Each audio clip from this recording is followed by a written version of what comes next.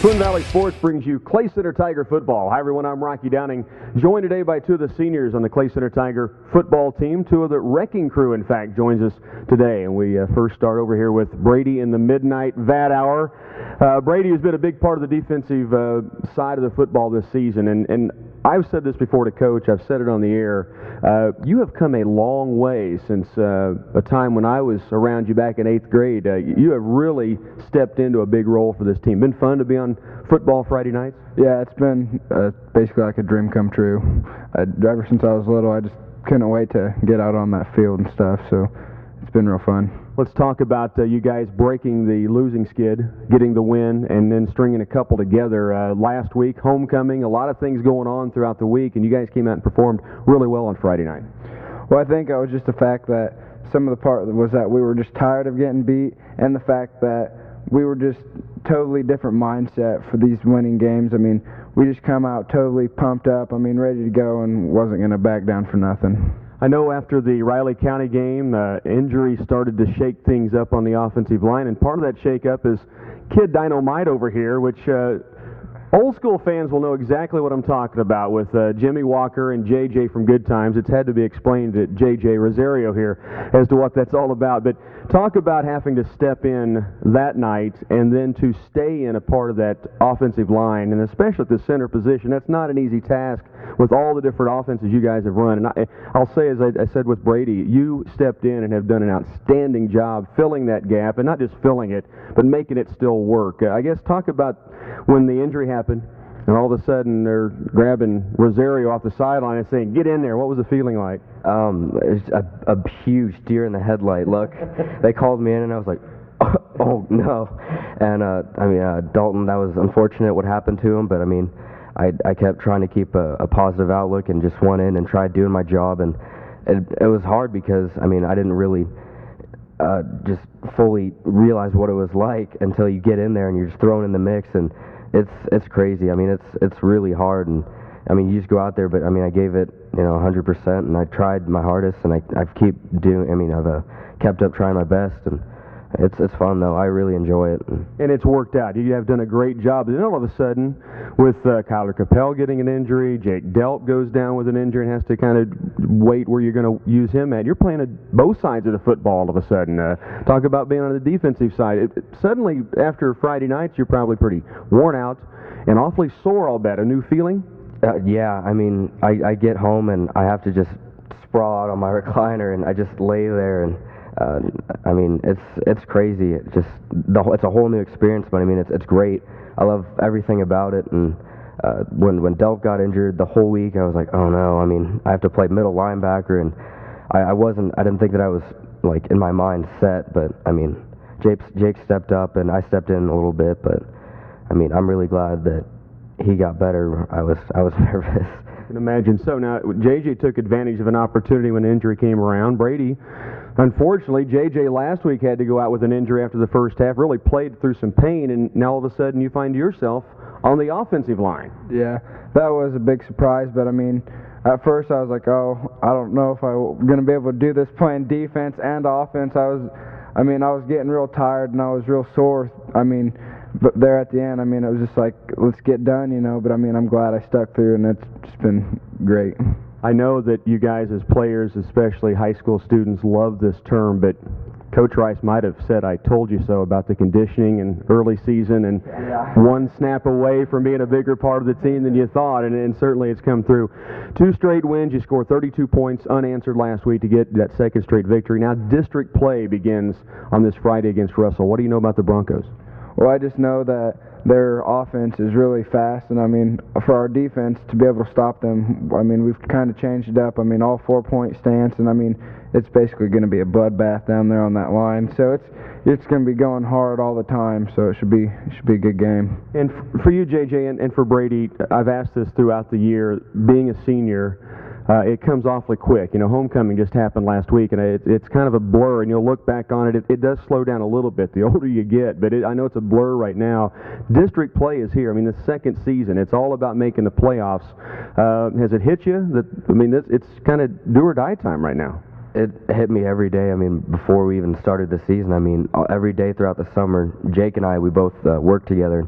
every day, dude, it's our last year. I mean, we've got to really make this count, and I mean, we just want to go as far as we can and keep the feeling going. I mean, I really am trying not to look at it that, you know, it's my last yet, because I want this to keep going and keep going. And I mean, it's hard to believe and wrap my mind that I'll never be able to go out with my best friends again on a football field. But I mean, I'm going to try and make the best of it. Well, I'm glad you guys are relishing the opportunity. Go get them against Russell, and postseason run coming up with Tiger football. One company, one call, Twin Valley does it all. An amazing thing happened. Twin Valley decided to put a fiber optic cable to our house. We like a local company. We like dealing with people we know. We like dealing with the people we see on a daily basis. The fact that we have this level of connection in rural Kansas is remarkable. I like customer service Twin Valley. They really went the extra mile to help me out and get everything set up, and it really was a great experience. That changed the way I work.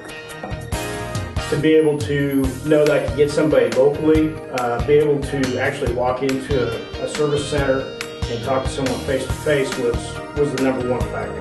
They have good service. Prices are good. Friendly people.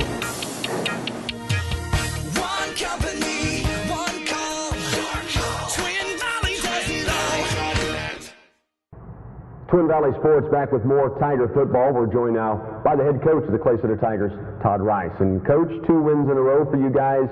We talked last week about trying to keep momentum going. Homecoming week and all the distractions. It seemed as if maybe for a while those distractions had a part in the game. You got down 7-0, and then the momentum you wanted kind of crept back into that contest. You scored 32 unanswered. Yeah, you never know on those nights, you know, and I think as much as anything, it was just an unfortunate play. You know, we came out and Jade Colderman had a great kick return for us, and, you know, we come out and go into kind of our version of the Wildcat, you know, and get a bad snap, and then they capitalize on some penalties on us defensively. I thought our kids stayed in check real well, though, because I thought Wamego was well prepared and they were ready to play. And, you know, our kids answered pretty well with some adversity. We saw what it's like when the team gets going, and it's easy to have that good energy. And Wamego kind of had that bounce to them after scoring early. And I'm like you, I was proud of the Tigers for getting the energy back somehow in their own huddle. And that's not always easy to do. It's not, because, you know, it can be a confidence level or whatever, and you see it, you know, at all levels. You even see it in college. You know, momentum is so important, and getting that early in the game. So I was really pleased with our kids. You know, we had that play happen. Could have got down, and they kind of moved it down the field. We had penalties. They kept it going. But then we came right back, got the ball back, and then answered with a long drive of our own, and then we just kind of settled into the game. And once again, although your special teams didn't literally score the football, it set up scores for you guys. And you're getting defense giving you short field, special teams doing those things, and that big offensive line we call the wrecking crew doing their job. It's fun to see when all facets are helping out a team. Yeah, and I think Coach Lane does a lot of work with our special teams, and, you know, has really put a couple nice tweaks in, and our kick return's gotten a lot better. Our punt return, we're leaving our defense out there. And Jade Colderman, again, one of our players of the week, came up with some good pressure on that, and, you know, started bothering them on their snaps and stuff. So, you know, we had 2 of those scores set up off of our defense, getting some turnovers, our special teams playing real well. So a lot of those areas were pleased with some progress. There was a hit by Dalton Converse and Jade Colterman that was a highlight type play. I mean, it popped the ball loose, and the player had no chance once those 2 guys met there. There were 2 other small plays that really stand out to me. Caleb Carson on a return put a stiff arm on a kid. I mean, I don't know exactly how to explain what happened. We tried to that Friday night, and then not long after that, Zach Anderson on our sideline, left-handed stiff arm, did about the same thing. You don't see that an awful lot that effective, I guess, at this level. Those 2 guys made great plays. They did, and you know, we talked before a little bit. There was an interview with LaDainian Tomlinson, you know, and, you know, him going to New York and being energized and talking about him with the stiff arm and how it's just a punch and how effective it is. With John Gruden, the interview. Yeah, I saw the interview. And, you know, so we talked about those things, but those guys really carried it out, and that was exciting to see that. And, they're punishing ball carriers too. Colton Easterberg, Joe Weethorn both get to the end zone twice, and Ryan Gearhan got there twice. One penalty brought back. You guys saw something because you went back to that reverse, and it was even more open the second time you ran it. It was, and I mean, we had about 3 or 4 just spectacular blocks on that play. It was just really fun just to go back and watch that over and over on how it played out. But real excited for Ryan, with that play and how he ran on it and had just some big plays for us. His blocking was really well. Tackled real well and stuff, and he had a difficult week the week before, so it was great to see him come back and respond. But Wamego was flowing hard. We'd seen that against Abilene the week before on some of their perimeter stuff, and so we were hoping it was going to be there. And then our guys just did a great job with the execution, with Joe coming to the backside, Colton Easterberg, Brady Vadauer had a big block on the edge. So just a lot of guys contributing, and the timing was just right. And then Ryan just looked like he was flying down that sideline. He really did. He was on a mission, so that was a fun play. You mentioned Brady on the offensive side, and we talked with him and JJ in our interview earlier, and JJ got really a big part of this offense and defense because of injuries, and he sustained one last week, and Brady was in on the offensive side a bunch. Those injuries hurt you at the time. If they can come back and play, and Kyler Capel was able to come back and play a lot of snaps, if they can come back, all of a sudden they can be a benefit, and it seems like you've gotten, this was a very thin team. You said it from the get-go, if we can stay healthy. Well, you haven't stayed completely healthy. Maybe it's been an asset now as you get deep in the season. I hope. I mean, there's been guys come in, like JJ said, like all of a sudden, deer in the headlight, and I got to go. We're at Riley County, and here we go, JJ, dress rehearsal's over, let's do it. But it's different to get out there, and some of those guys have been forced into some of that quick response, and they've handled it really well, which is a tribute to them and their preparation and stuff. And hopefully that has built depth for us, and hopefully it shows up this time of year. You guys get to 3-3, 2 straight wins, 32 unanswered points. So again, you carry momentum into this week, and it's another week. If you can't get up for this one, you might as well not be playing the game. It's what everyone calls the second season. Districts are here. The Russell Broncos come in. I know that looking at numbers, there's one guy, Zachman, that's going to be seen a lot. What do you know about this Bronco team? Well, you start with Ryan Zachman, and he may be the most complete football player that we've seen this year. He's their middle linebacker. He's very active, plays their right halfback in their wishbone offense, does all their returns, and most teams don't kick off to him and those things. But they like a physical style of football. They're going to be in the wishbone a lot, trying to eat the clock, trying to pound it and sustain drives. Defensively, they're in a 4-3. Pretty physical in the box, probably going to have 7 to 9 guys up in there.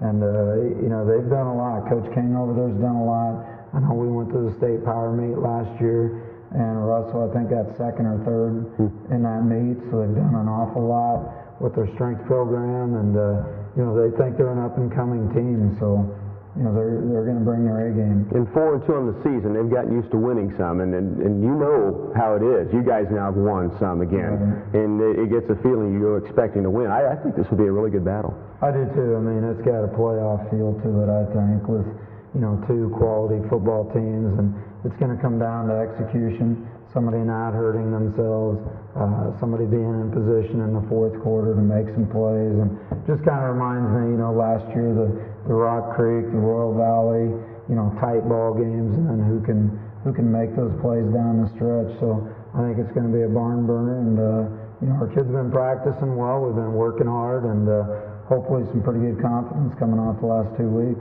Well, good luck, Coach, and let's go get them on Friday. All right, thanks a lot. Twin Valley Sports brings you Clay Center Tiger football.